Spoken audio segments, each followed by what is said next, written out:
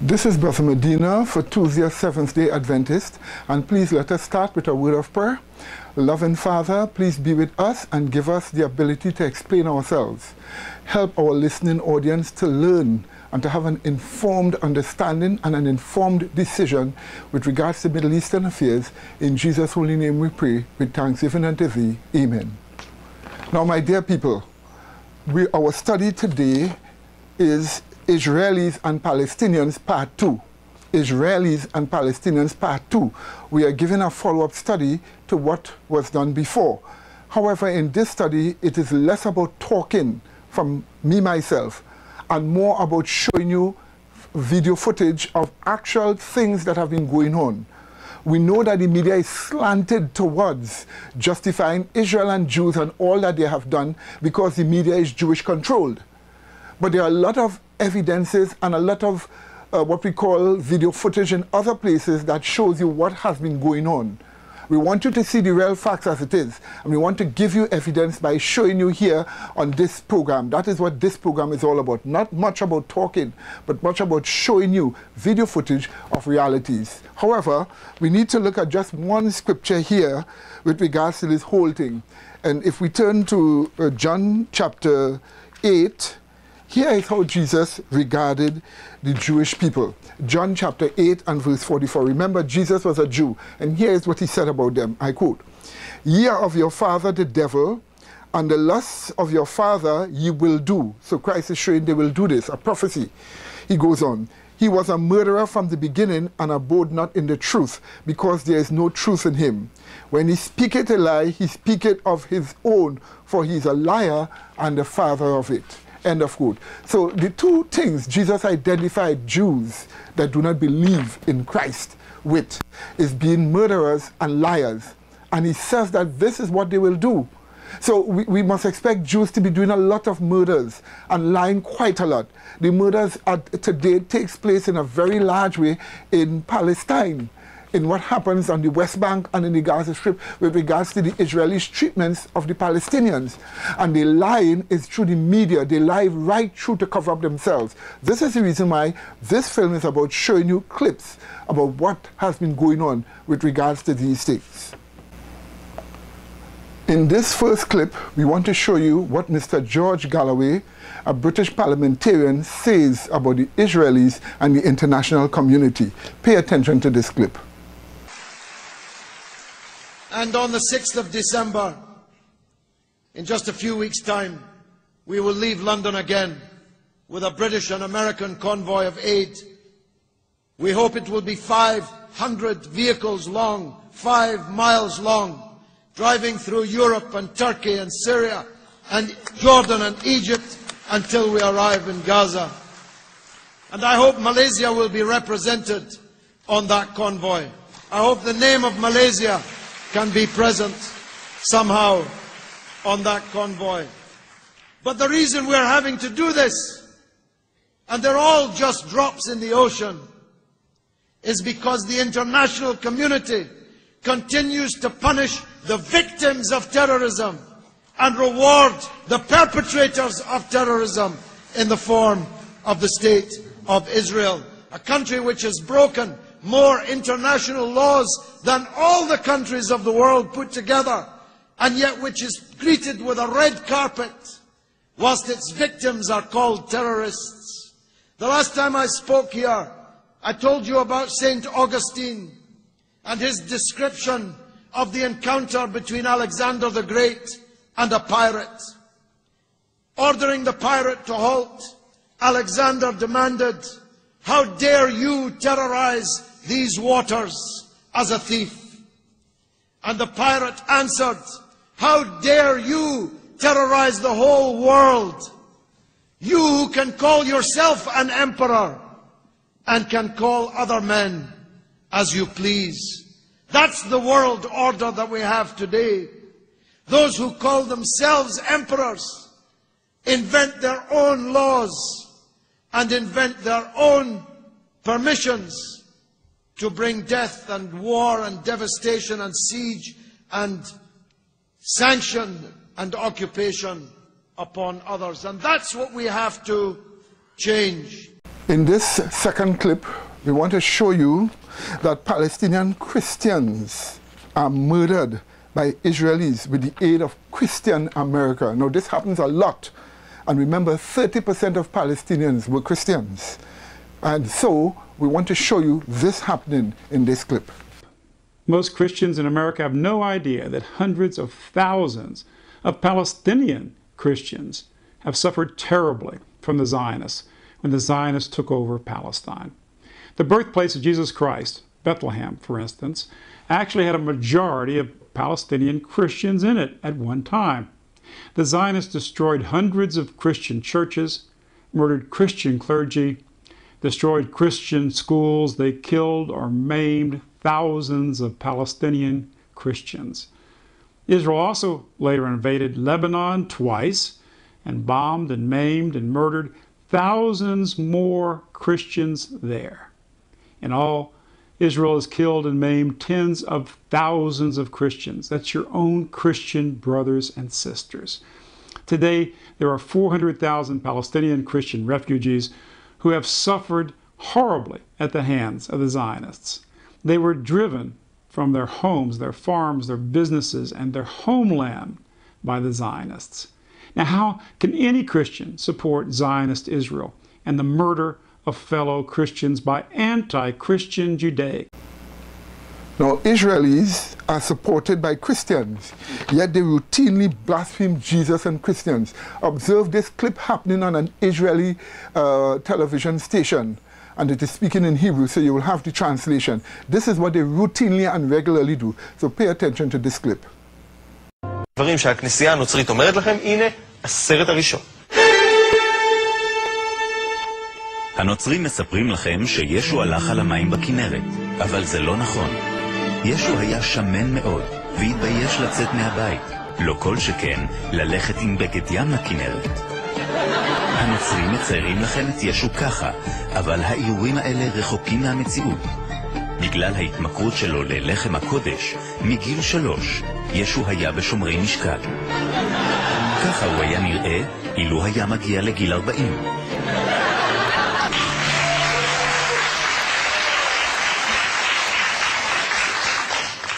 אם הם לא היו מכחישים את השואה, מה שאנחנו עושים כאן עכשיו מדי ערב, אנחנו מכחישים כל מיני דברים שהכנסייה הנוצרית אומרת לכם. אתה זוכר, אתמול הכחשנו את זה שישו הלך על המים? נכון. הנה הסרט השני. הנוצרים מספרים לכם שמריה, אמו של ישו, הייתה בתולה, אבל זה לא נכון. ההוכחה לכך היא פשוטה. כשיוחנן המטביל היה תוקע לה במפתיע 2 אצבעות במותניים, מריה לא הייתה קופצת. חוץ מזה, אם מריה באמת הייתה בתולה, היא לא הייתה מציגה צעצועי מין חדשים בתוכנית הלילה של יוספוס פלביוס. האמת היא שבגיל 15 מריה נכנסה להיריון מחבר לכיתה, והוריה רצו למסור אותה למנזר. אבל היות שישו עוד לא נולד, ולא הייתה נצרות, לא היה גם מנזר. והוריה של מריה השאירו אותה במגרש כדורגל. כך בילתה מריה לילה סוער במלון עם נבחרת כנען. אל תאמינו לה.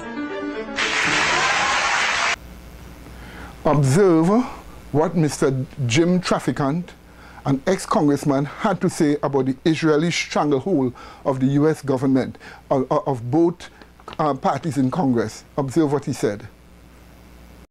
We have a stranglehold on it. I said that on the Greta Van Susteren show when I got out. I was probably the hottest interview in the country. But when I made that statement, you didn't see me on TV no more. I believe that Israel has a powerful stranglehold on the American government. They control both members of the House and the Senate. They have us involved in wars of which we have little or no interest. Our children are coming back in body bags. Our nation is bankrupt over these wars. And if you open your mouth, you get targeted. And if they don't beat you at the poll, they'll put you in prison. Explain to me what you see as, why you target or why you have a grudge against the Israelis. The grudge is not necessarily a grudge. It's an objective assessment that no one will have the courage to speak about. They're controlling much of our foreign policy. They're influencing much of our domestic policy. Wolfowitz, as Undersecretary of Defense, manipulated President Bush #2 back into Iraq. They pushed definitely to try and get Bush before he left to move into Iran. We're conducting an expansionist policy of Israel, and everybody's afraid to say it. They control much of the media, they control much of the commerce of the country, and they control powerfully both bodies of the Congress. They own the Congress. Are you an anti-Semite? No, I'm not. That's exactly what they're going to say, and I expect that. What I am is an American. You see, I think America comes first, and we have a one-sided foreign policy in the Mideast. But when I made that statement, you didn't see me on TV no more. Now let's just think about how powerful they are. Look at all the talk show hosts. Some are very conservative, some are very liberal. They're diametrically opposed on every issue, but they all sing out of the same hymn book on Israel because they control our government, they control our media, they control the finances of this country. And I'm not anti-Semite. I'm not against Israel. I think Israel, in their aggressiveness, is going to end up hurting their country in the long run. But America has gone too far now. We haven't been objective in the Mideast. We've invited and we have in fact imported terrorism to our shores over our policies. In this clip we are showing you ex-President Carter, who at one time had negotiations between Israelis and Palestinians. Observe whom he identified as the real troublesome party in the negotiations. Welcome back to Hardball. We're back with the 39th President of the United States, Jimmy Carter. His new book is called Palestine, Peace, Not Apartheid. And President Carter, why did you use the word apartheid in the book's title? Well, let's look at the entire title, if you don't mind. The first word is Palestine, which involves the land that belongs to the Palestinians, not the Israelis. I didn't refer to Israel because there's no semblance of anything relating to apartheid within the nation of Israel. And I also emphasized the word not, that is peace and not apartheid. That's what I hope to accomplish with this book, is to move toward that goal. But there's no doubt that within the occupied territories, Palestinian land, that there is a horrendous example of apartheid. The occupation of Palestinian land, the confiscation of that land that doesn't belong to Israel, the building of settlements on it, the colonization of that land, and then the connection of those isolated but multiple settlements, more than 200 of them, with each other by highways on which Palestinians can't travel, and quite often where Palestinians cannot even cross. So the persecution of the Palestinians now under the occupied territories is under the occupation forces is one of the worst examples of human rights deprivation that I know. And I think even worse though than a place like Rwanda? Yes, I think, yes. You mean now? Yes. I think the impression now of the Israelis, of the Palestinians by the Israelis, is worse than a situation in Africa like the oppression of Rwandans and the Civil War. I'm not going back into ancient history about Rwanda, but right now, the persecution of the Palestinians is one of the worst examples of human rights abuse I know, because the Palestinians... When you're talking about right now, you're not talking about, say, I'm not talking about ancient history. Ago. No. Well, Rwanda wasn't ancient history, it was just a few years ago. You can talk about Rwanda if you want to. I want to talk about Palestine. What is being done to the Palestinians now is horrendous in their own territory by the occupying powers, which is Israel. They've taken away all the basic human rights of the Palestinians, as was done in South Africa against the blacks. And I make it very plain in this book that the apartheid is not based on racism, as it was in South Africa, but it's based on the desire of a minority of Israelis to acquire land that belongs to the Palestinians and to retain that land, and then to exclude the Palestinians from their own property and subjugate them so that they can't arouse and demonstrate their disapproval of being robbed of their own property. That's what's happening in the West Bank. And the people in this country, in America, never know about this. They never discuss this. There's no debate about it. There's no criticism of Israel in this country. And in Israel, there is an intense debate about the issues in this book. In this country, no. I agree. I mean, I wish we had that sort of debate that they're having in Israel. I wish we had that in the United States. But give us a sort of sense, how much of the responsibility for the conflict, the Israeli-Palestinian conflict, do you think belongs to the Israelis for their tactics like seizing land and occupying territory that didn't belong to them? How much of it is the responsibility of the Palestinians for their suicide terror attacks and their bombings within Israel proper?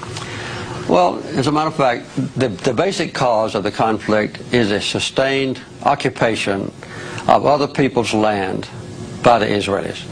And this is a direct violation of United Nations resolutions. It's a direct violation of the International Quartet's roadmap. It's a direct violation of the commitments that leaders of Israel have made in the past at Camp David when I was president and in Oslo, promising that Israel would withdraw from occupied territories. They have failed to do so.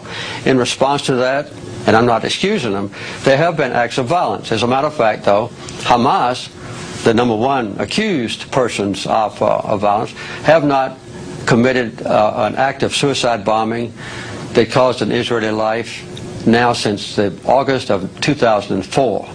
And I hope that they won't do that anymore. Other participants of the Palestinian society, smaller ones, have committed some atrocities. But the loss of life in the entire occupied territories has been horrendous and has been caused by... Now, in these clips that we are going to show you, you're going to see that the Israelis themselves claim that they control American foreign policy. You're going to hear what the ex-Prime Minister of Israel, Mr. Olmert, said, and you're going to hear what was Mr. Netanyahu, who is current Prime Minister, but who was Prime Minister before, what he said also. These two clips are going to show you it. And I spoke to him. I told him, you can't vote in favor of this resolution. He said, listen, I don't know about it. I didn't see it. I'm not familiar with the phrasing. I told him, I'm familiar with it. You can't vote in favor. Video of Bush's presentation shows he was never interrupted and did not leave the stage early. But Olmert says Bush then called Secretary Rice and told her to abstain. He gave an order to the Secretary of State, and she did not vote in favor of it. A resolution she cooked up, phrased, organized, and maneuvered for. She was left pretty shamed, abstaining from voting on the resolution. US government officials have vigorously denied Olmert's version of events. So this idea that somehow she was turned around on this issue is 100% completely untrue. Some of what we've seen is not accurate. I'm not going to get into discussing. I know the State Department has done that, and Secretary Rice was asked about it last night, and I don't really have more to add to it. On Tuesday, a spokesman from Olmert's office, Mark Regev, said the Prime Minister stands by his remarks. The US State Department says there are no plans to contact Olmert about the apparent discrepancies. The Israeli government, if they feel necessary, they will clarify, correct the record, whatever. I don't know. All I can do is offer the facts as they are from the American side. That lack of action may leave the impression that Washington's diplomatic decisions are being controlled by its firm and loyal ally, Israel. Kath Turner, Al Jazeera, Washington. United Arab Emirates paper The National reports that the contents of a secretly recorded video threaten to gravely embarrass Israeli Prime Minister Benjamin Netanyahu and the Obama administration. The film was shot, apparently without Netanyahu's knowledge, 9 years ago, when the government of Ariel Sharon had started re-invading the main cities of the West Bank to crush Palestinian resistance in the early stages of the Second Intifada. On a visit to a home in the settlement of Ofra in the West Bank to pay condolences to the family of a man killed in a Palestinian shooting attack, he makes a series of unguarded admissions about his first period as Prime Minister from 1996 to 1999. He tells the family that he deceived the United States President at the time, Bill Clinton, into believing he was helping implement the Oslo Accords, the U.S.-sponsored peace process between Israel and the Palestinians, by making minor withdrawals from the West Bank while actually entrenching the occupation. He boasts that he thereby destroyed the Oslo process. He dismisses the United States as, quote, easily moved to the right direction and calls high levels of popular American support for Israel absurd. He also suggests that far from being defensive, Israel's harsh military repression of the Palestinian uprising was designed chiefly to crush the Palestinian Authority led by Yasser Arafat so that it could be made more pliable for Israeli diktats.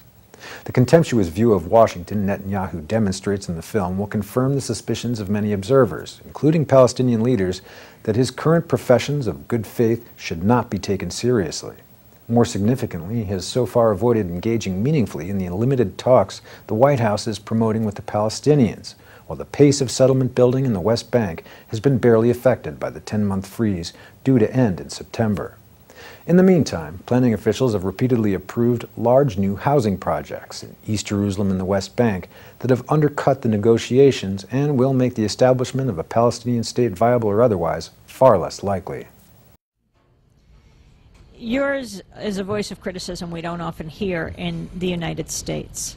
Often when there is dissent expressed in the United States against policies of the Israeli government, people here are called anti-Semitic. What is your response to that as an Israeli Jew? Well, it's a trick. We always use it. When from Europe somebody is criticizing Israel, then we bring up the Holocaust. When in this country people are criticizing Israel, then they are anti-Semitic. And the organization is strong and has a lot of money, and the ties between Israel and the American Jewish establishment are very strong, and they are strong in this country. As you know, they have power, which it's okay. They are talented people, and they have power, money, and media, and other things. And their attitude is Israel, my country, right or wrong, the identification.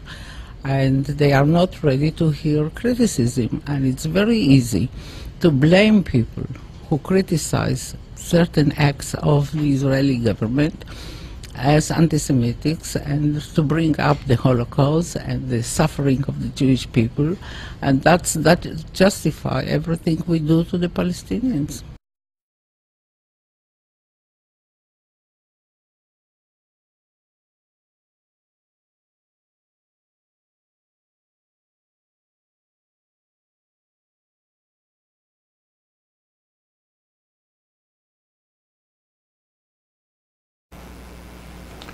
Now, we are often told in the media of Palestinian terrorists. Palestinian children are terrorists. They have bombs and they have guns and they're shooting Israelis. We are always told this in the media to paint the Palestinians in such a horrible way.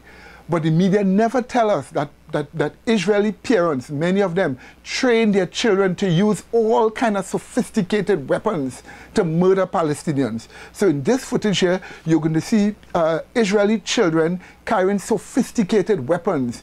They are allowed to do this by the government of Israel, and they carry these weapons and they're training with these weapons to kill Palestinians. Now, the media does not show you this, but we want you to see this also.